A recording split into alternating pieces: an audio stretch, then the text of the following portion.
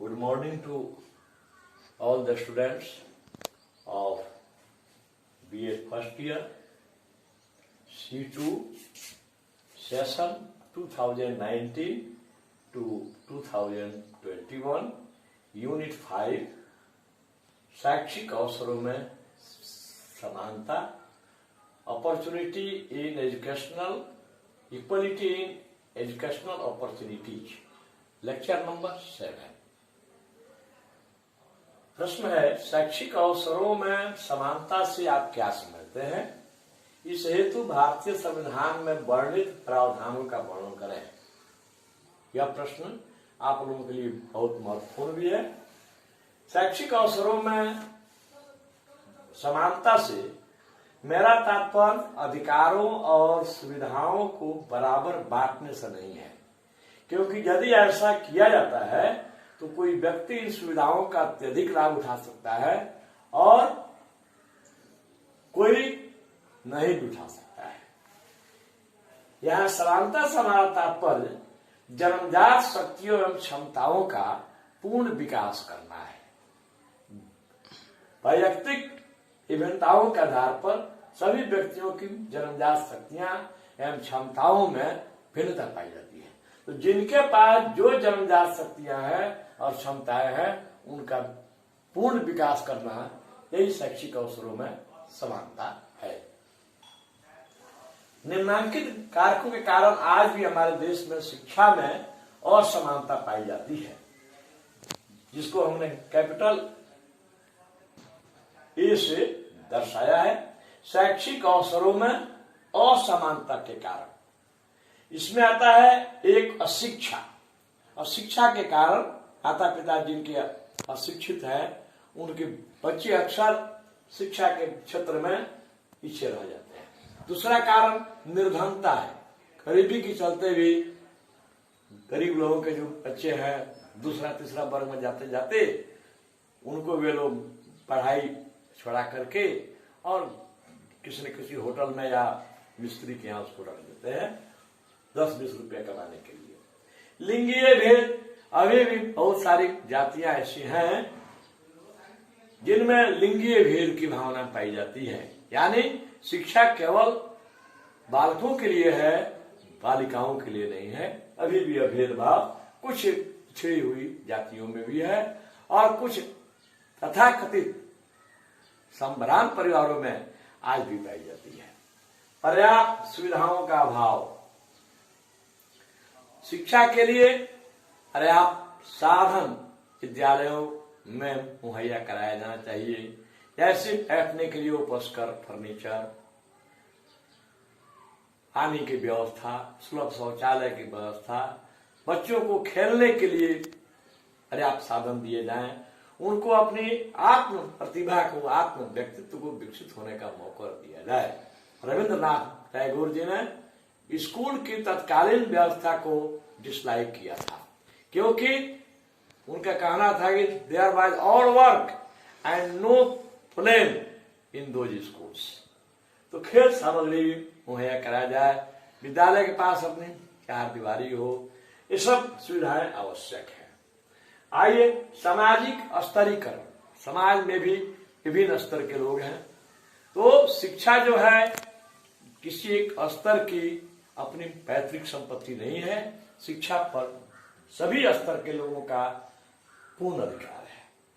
वातावरण, शैक्षिक वातावरण विद्यालयों में बनना चाहिए, लेकिन हम लोग देखते हैं कुछ विद्यालय आजकल जो है कहना नहीं चाहिए, लेकिन कहना पड़ता है कि केवल राजनीति के अखाड़ा बनकर रह गए हैं। यह जो है शैक्षिक वातावरण को दूषित करता है। शिक्षा का स्तर में अंतर है। कुछ राज्य ऐसे हैं जो साक्षरता के क्षेत्र में, शिक्षा क्षेत्र में बहुत आगे हैं, जैसे केरल।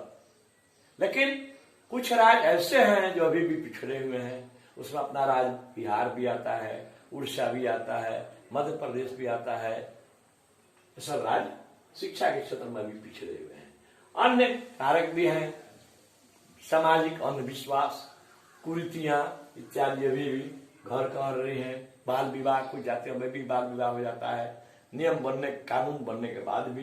तो अन्य कारक भी जो हैं ये जो है शिक्षा के क्षेत्र में शैक्षिक अवसरों में असमानता कारक है। बी में आता है शिक्षा में अवसरों में असमानता के क्षेत्र। कहां कहां असमानता पाई जाती है? एक में स्त्री शिक्षा के क्षेत्र में। अभी हमने बताया कि स्त्री शिक्षा के क्षेत्र में अभी भी कुछ जातियों में लिंग भेद अभी चल रहा है।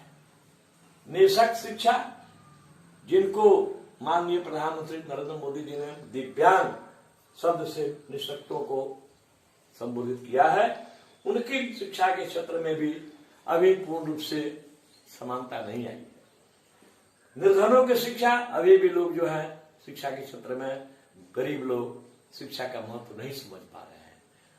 बच्चों को थोड़ी लालच में हटा करके जाकर मिस्त्री के यहाँ होटल में रख देते हैं। ग्रामीण और शहरी क्षेत्रों में शिक्षा, शहरी क्षेत्र के जो विद्यालय हैं उनमें अधिक सुविधाएं हैं।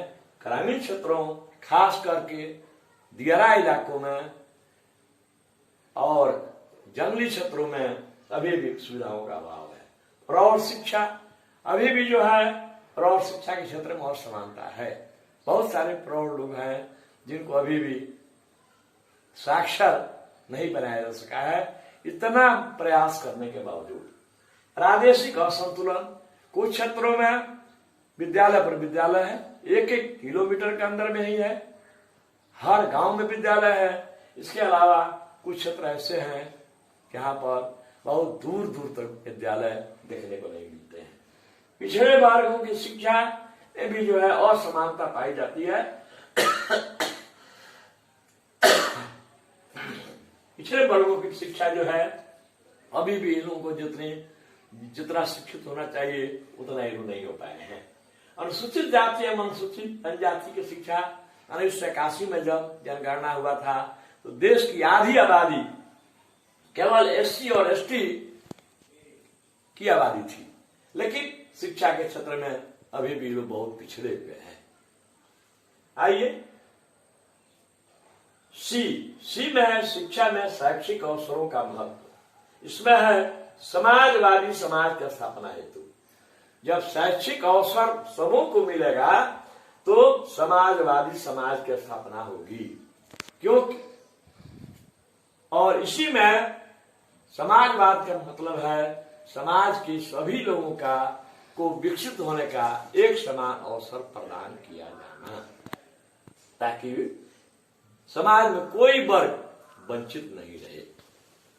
उसके बाद हम निरक्षरता उन्मूलन हेतु अभी भी सरकार के द्वारा, एनजीओ के द्वारा बहुत सारे प्रौढ़ शिक्षा कार्यक्रम चलाए जा रहे हैं। वयस्क शिक्षा है, निरौपचारिक शिक्षा कार्यक्रम है, फिर भी अभी निरक्षरता का उन्मूलन नहीं हो पाया है। आर्थिक विकास के लिए शिक्षा में शैक्षिक अवसरों का महत्व है। जब नागरिक पढ़ लिख करके कुशल नागरिक बनेगा, उसको व्यावसायिक शिक्षा दी जाएगी तो निश्चित रूप से उसका विकास होगा, उसके परिवार का विकास होगा, समाज का विकास होगा और अंततोगत्वा राष्ट्र का भी विकास होगा। सामाजिक परिवर्तन है तो समाज में अभी भी रूढ़ियां फैली हुई हैं, अंधविश्वास फैले हुए हैं, भूत प्रेत जादू टोना, ये सब अशिक्षा की तो देन है। तो सामाजिक परिवर्तन लाने के लिए, समाज के उत्थान के लिए, रचनात्मक कार्य करने के लिए शैक्षिक अवसरों का महत्व है। और जब शिक्षा रहेगी तभी लोग राजनीतिक जागरूक बनेंगे, तभी वे लोग एक वोट का महत्व समझेंगे। जो लोकतंत्र की सफलता के लिए शिक्षा जो है बहुत आवश्यक है। नैतिकता के मूल्यों के विकास हेतु नैतिक मूल्य हमारे हैं सेवा भाव, जरूरतमंद की सेवा करना, शुश्रूषा करना और दया, परोपकार, ये सब हमारे नैतिक मूल्य हैं। इनके विकास के लिए इसका महत्व है। व्यक्तित्व का सतुलित विकास केवल शिक्षा के द्वारा हो सकता है, क्योंकि इसमें शारीरिक, मानसिक या बौद्धिक और आध्यात्मिक तीनों पक्ष आ जाते हैं।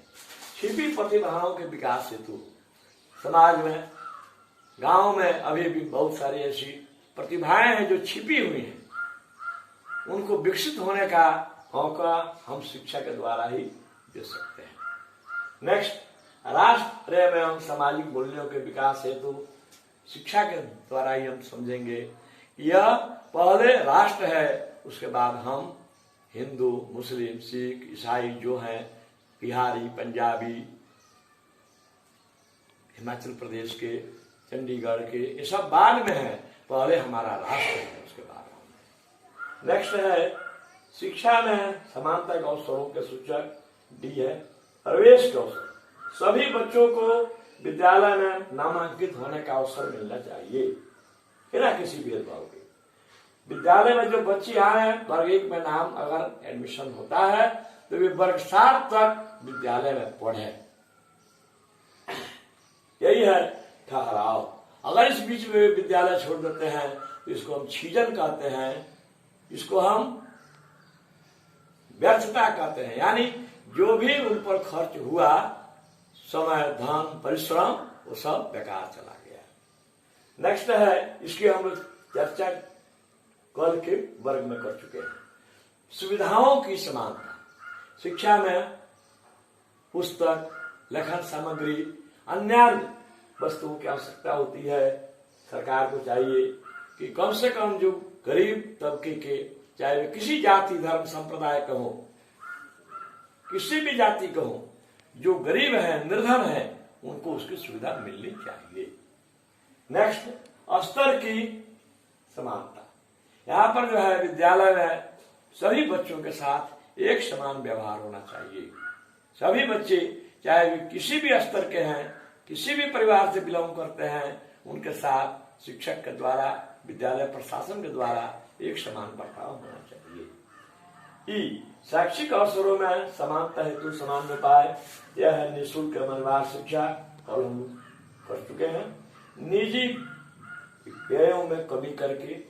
तीसरा है शिक्षण सुविधाओं की व्यवस्था करके, फर्नीचर वगैरह जो है, शिक्षा को आकर्षक बनाया जाए। विद्यालय का जो माहौल हो वह आनंददायी हो और शिक्षा तथा शिक्षण विधियों को आकर्षक बनाया जाए। नेक्स्ट, छात्र विद्यालय में बने रहे। प्रादेशिक असंतुलन को दूर करना है।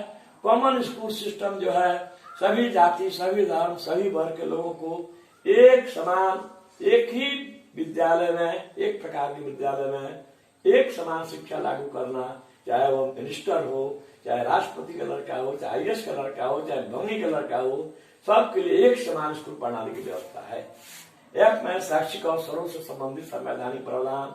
अनुच्छेद 28 बताता है कि राज्य द्वारा पोषित विद्यालय में किसी धर्म विशेष की सुविधा शिक्षा न दी जाएगी। 29 में प्रत्येक नागरिक अपनी भाषा, लिपि और संस्कृति का संरक्षण करेगा। 30 में अल्पसंख्यकों को संस्थान खोलने का अधिकार होगा। 46 में राज्य SC और ST के विकास हेतु विशेष व्यवस्था करेगा। 350 में प्रत्येक नागरिक को अपनी भाषा में आवेदन करने का अधिकार होगा। 350 ये है भाषाई अल्पसंख्यकों को मातृभाषा में शिक्षा प्राप्त करने का अधिकार होगा। 350 भी है भाषाई अल्पसंख्यक वर्गों के लिए विशेष अधिकारी नियुक्त किए जाएंगे। 351 है हिंदी भाषा के विकास के लिए विशेष निर्देश दिए गए हैं। इस जी में स्त्री संबंधी अधिकार। 15(1) बताता है कि राज्य द्वारा लिंग आधारित भेदभाव नहीं किया जाएगा। 15(3) है स्त्री और बच्चों के लिए विशेष व्यवस्था। 63, 64, 65, 66 है उच्च शिक्षा और शोधकार। 64 है वैज्ञानिक एवं प्राविधिक शिक्षा। 14 है यह शिक्षा मूल अधिकार और कर्तव्य। 14 है इधरी के समक्ष, कानून के समक्ष बिना लिंग जाति भेदभाव एक समान कानून होगा। अनुच्छेद 15 है सामाजिक समता। 16 है लोक नियोजन। नौकरी में किसी भी जाति को धर्म आधार आदि के नाम पर, धर्म, जाति, संप्रदाय, लिंग आदि के नाम पर भेदभाव नहीं किया जाएगा। लेकिन जो कमजोर वर्ग के हैं, पिछड़े वर्ग के हैं, उनको विशेष तवज्जो दी जाएगी। यक्ष में है राष्ट्रीय शिक्षा नीति 1986 तथा शैक्षिक अवसरों की समानता। महिलाओं के लिए की शिक्षा पर 1986 में बनी थी, इसमें विशेष जोर दिया गया था। नवोदय विद्यालयों में कुल सीट का 1/3 छात्राएं का नामांकन होना था। होता 1/3 छात्राओं का नामांकन होता है तथा साक्षरता अभियानों में 60% सीट महिलाओं के लिए आरक्षित है। एससी की शिक्षा, अनुसूचित जाति की शिक्षा पर विशेष जोर दिया गया है। उनके लिए हरिजन विद्यालय, आवासीय विद्यालय, उनके लिए विशेष छात्रवृत्ति इत्यादि की व्यवस्था की गई है। उनके लिए उस क्षेत्र में जो काम करते हैं शिक्षक, उनके लिए विशेष बोनस की व्यवस्था की गई है। एसटी की शिक्षा, अनुसूचित जनजाति जिसमें थारू वगैरह लोग आते हैं जो जंगल में रहते हैं, उनके लिए भी विशेष आवासीय विद्यालय खोले गए हैं। छात्रावास की व्यवस्था की गई है, छात्रवृत्तियां प्रदान की जाती है। पिछड़े वर्ग की शिक्षा के लिए भी बहुत सारी छात्रवृत्तियां दी गई हैं। अल्पसंख्यक शिक्षा क्षेत्रधन कार्यक्रम योजना में जो है इसमें आता है कि अल्पसंख्यकों को अपनी भाषा, लिपि, संस्कृति आदि को बनाए रखने का अधिकार होगा। विकलांग बालकों के लिए बहुत सारी छात्रवृत्तियां, ऑटो, वो क्या कहते हैं, ट्राई साइकिल्स की व्यवस्था की गई है। उन्हें छात्रवृत्तियां दी जाती हैं। उनके लिए जिला स्तर पर भी छात्रावास बनाने की बात चल रही है। प्रौढ़ शिक्षा, जो व्यक्ति किसी कारण से 35 वर्ष की उम्र पार कर चुके हैं और ऊपर हैं, 35 वर्ष की सीमा से ऊपर हैं, किसी कारण से विद्यालय नहीं जा सके, उनके लिए भी प्रौढ़ शिक्षा कार्यक्रम, चाहे बहुत सारे विद्यालय खुल रहे हैं, बहुत सारे जो है प्रौढ़ शिक्षा कार्यक्रम के अंतर्गत ये NIOS भी अब चल रहा है ना। ये सब चीजें प्रौढ़ शिक्षा में है कि उनको भी साक्षर बनाया जाए, उनको भी राष्ट्र की मुख्य धारा में जोड़ा जाए। निर्धन लोगों होते हुए विशेष शिक्षा की व्यवस्था की गई, उन्हें छात्रवृत्तियां देना, उन्हें जो है किसी तरह शिक्षित करके समाज की मुख्य धारा में लाना है। उपर्युक्त विवेचन से इस निष्कर्ष पर पहुंचते हैं कि भारत में सर्वोदय समाज की स्थापना करना हमारे संविधान निर्माताओं का मुख्य लक्ष्य था और वे इस दिशा में कितने तत्पर थे यह उपर्युक्त विवेचन से मालूम हो जाता है। हमारा भी यह पक्षा में पूर्ण कर्तव्य है कि एक शिक्षक के रूप में इसे और आगे मंजिल तक पहुंचाने का महती कार्य संपन्न करें। धन्यवाद।